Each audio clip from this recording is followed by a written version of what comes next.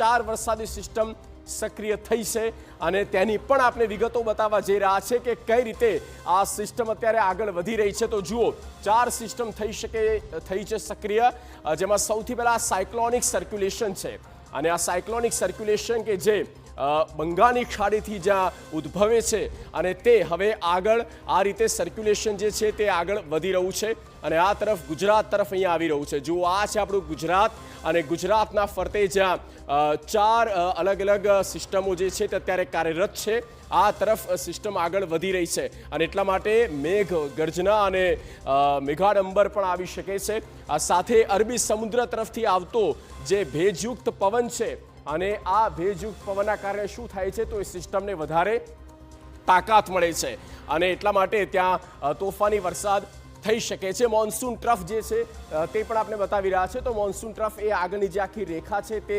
આગળનો જે પાથ છે તે મોન્સૂન ટ્રફ છે અને એ પાથ ગુજરાત તરફ આગળ દેખાય છે, એટલા માટે આપણે કહી શકીએ કે ગુજરાત પર છે જોરદાર વરસાદ। અને હવે